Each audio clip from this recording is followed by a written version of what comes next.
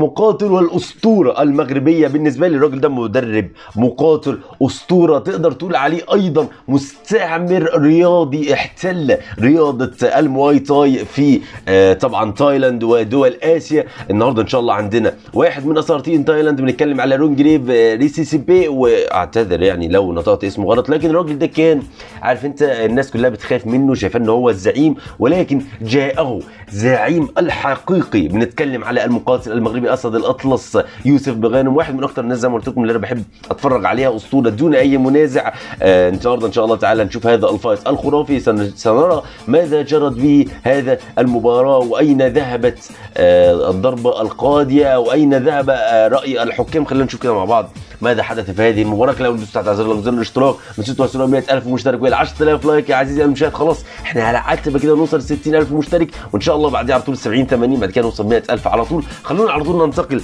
الى يوسف بوغانم الجميل. يلا ليتس جو. طبعا يا عزيزي مش خلي بس اعلي كده الصوت شويه.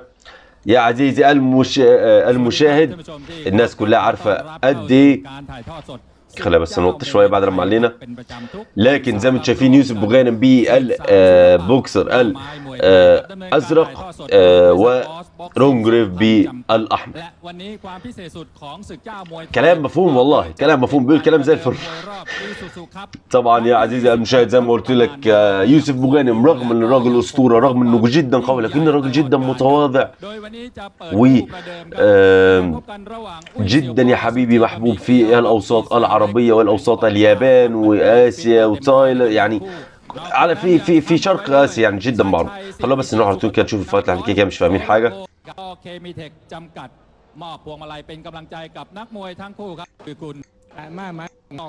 يلا يا عمي احنا نفهم لغه القتال، يلا على طول يا عمي، يلا على طول.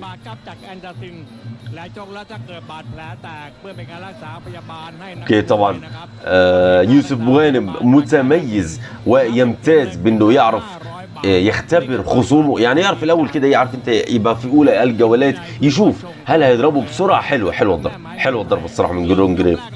يشوف هل هيضربوا ازاي، ما هو الستايل، بعد كده يقرر بقى هل هضربهم بالكوع، هل هكمل بالركلات، هل العب كأني بلعب بوكس واستفزهم باللكمات. اول الجولات بيعمل كده فيها يوسف بوغانم، زي ما انت شايف شويه جابس صغيره عشان يبعدوا. حلوه بيردها له يا عمي، حلو الرد. طبعا يا عزيزي المشاهد زي ما قلت لكم دائما وابدا يوسف بوغانم حاضر. يوسف بوغانم رمز كرم في عديد من المنظمات لها علاقه بالعاب القتال، درب الكثير تحت يداه. حلو هنا الضربه الصراحه، حلو هنا الضربه. انا احب اشوف فايت يكون يوسف بوغانم فيه متنرفز، او يكون يوسف بوغانم فيه اللي قدامه بيضربه. ليه؟ عشان يوسف بوغانم هيخرج احسن ما عنده. حلوه الضربه يا الله.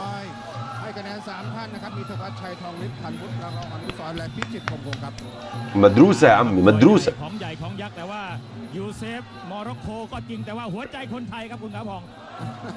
اوكي انا مجرد زحلقه عاديه ما فيهاش اي شيء.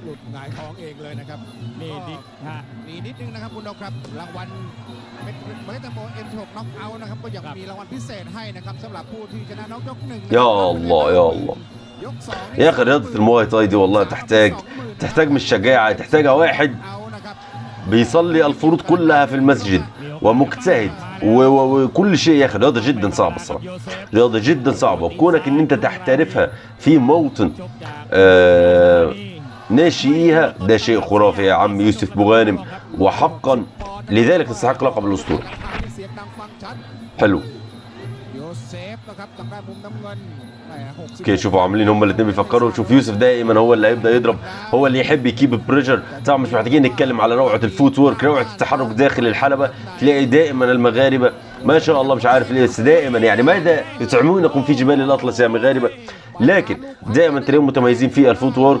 اوكي بدات تشتعل. طبعا زي ما قلت لكم الراجل كان عليه كلام كثير، كان الناس كلها يهابونه في هذه الرياضه، وشوف ماذا يفعل به يوسف. يحاول يكسر حاجز الثقة عنده في أول راوند،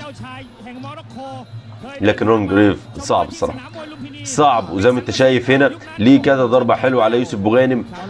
وقعه مرة.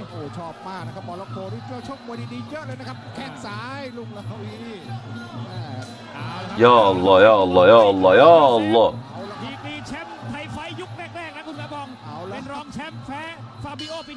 يا الله يا عمي. اوكي شوف انا ريسبكت بقول لك جدا متواضع يا يوسف، جدا متواضع، لكنه في الحلبة ضرباته ابدا مش متواضعة. اتوقع اي حد تيجي له ضرباته دي بيصاب جلطة ونزيف حاد في المخ يا عم. صلي عليه صلاة الجنازة 4 مرات. اوكي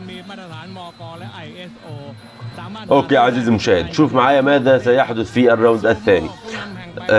زي ما قلت لكم اول راوند يكون يوسف بوغانم لسه بيفهم اللي قدامه، والراوند دي غالبا خلاص فهم نقطة ضعفه هتكون في الكيكس، عرف يوقعه مرة او مرتين، شوف هيوقعه ثاني يب قلت لكم ايه يا اخي، نقطة ضعفه باينة ان هو متسرع في ركلاته، فبالتالي تقدر توقعه بسهوله، وده اللي هيلعب عليه يوسف بوغانم. ممكن مع شويه بقى حركات بهارات لكمات حلوه من يوسف بوغانم الصراحه، جدا جميله الريفلكس ورد الركله في نفس ذات اللحظه، جميله منك يا جو.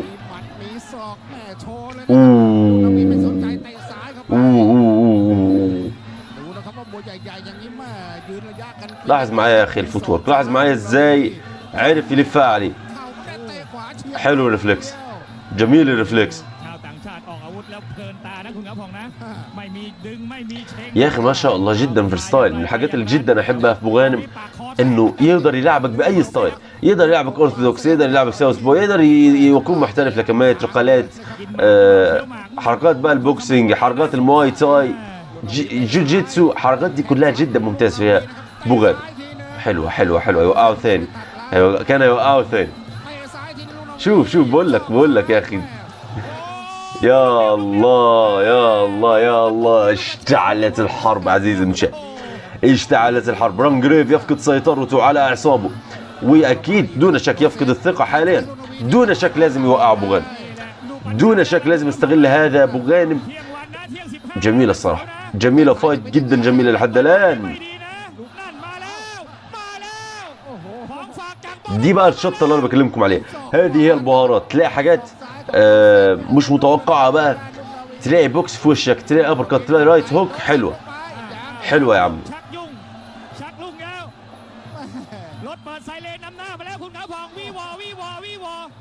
شوف حتى المعلقين اليابانيين ولا التايلنديين، اعتذر يعني ما اعرفش صراحه دول جنسيتهم اكيد تايلنديين. شوف جدا منصدمين من روعه بوغانم.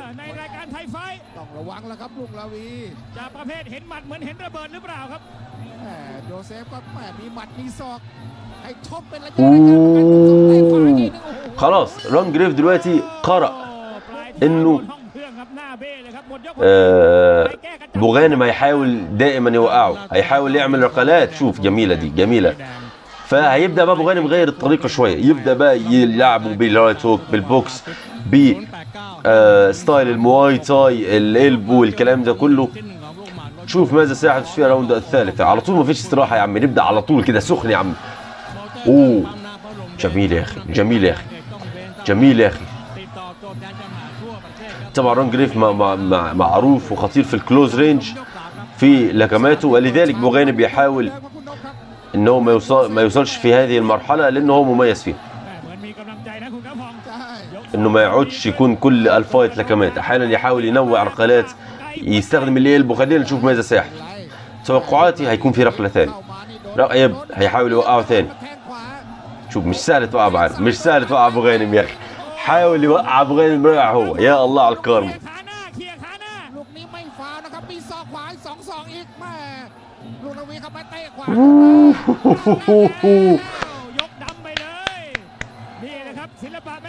موروكون هيريتج يا عمي والله. شوف يا عزيزي المشاهد، والله انك جميل يا بوغانم، والله انك جميل. ما شالك بعقليه ارنستو فالفيردي لما قال لك اذا كانت تعمل لماذا نصلحها، وفعلا حاول يوقعه مره ثانيه ونجح الامر. جميله من بوغانم. طبعا دلوقتي رانجريف عنده الثقه نهائيا، راجل يتوجع. فايت خلاص هيخلص هي تقريبا كذا وقعه وخلاص.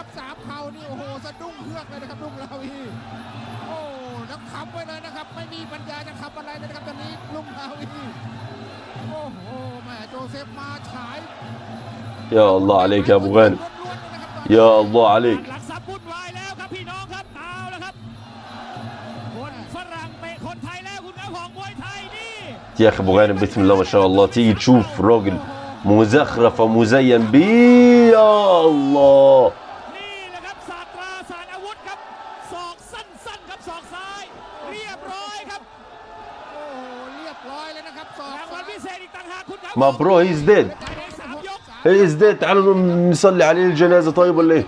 يا الله يا الله عليك يا مجنون. شوف الضربة ابدا مش متوقعة. ดูอีกทีครับภาพชัดๆ شوف الفوت وورك دلوقتي هينوع يديله قلب. قلت لكم في شوية شطة هيعملها ابو غانم. ศอกซ้ายครับหลับกลางอากาศครับดูอีกมุมหนึงครับ يا اخي تخيل تعمل كده مع واحد الجميع يخشاه. بص عمل فيه ايه، بص. ฟันด้วยซ้ายคุณน้าพองโอ้โหหลับกลางอากาศครับหัวปักเชือกเลยครับ يا الله عليك يا ابو غانم. يلا نقوم نصلي عليه الجنازة يلا يا اخي. สุดยอดจริงๆนะครับนี่แหละ يا اخي جدا يا اخي ايه ده. بقول لك ده تلاقيه مزين ومزخرف بالبطولات وبالالقاب. الكلام ده يا اخي مش من فراغ، ده موهبته ومجهوده الخرافي.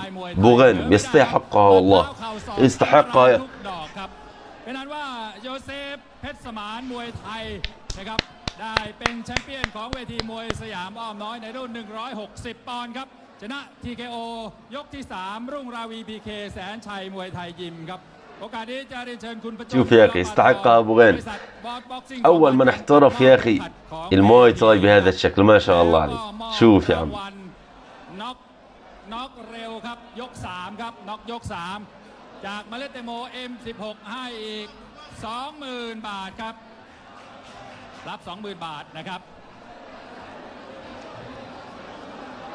ขณะเดียวกันครับก็เรียนเชิญ يا اخي جدا ما شاء الله عليه، جدا موهوب يا عمي، جدا جميل والله. เสริมการเกษตรบางคล้าฉะเชิงเซานะครับมอบเงินรางวัล 45,000 บาทนะครับพร้อมด้วยโร่ طبعا يا اخي اكتبوا لي تحت لو حد بيفهم تايلاندي يعني، اكتبوا لي تحت معناه ايه الكلام ده، اكتبوا لي تحت يا اخي.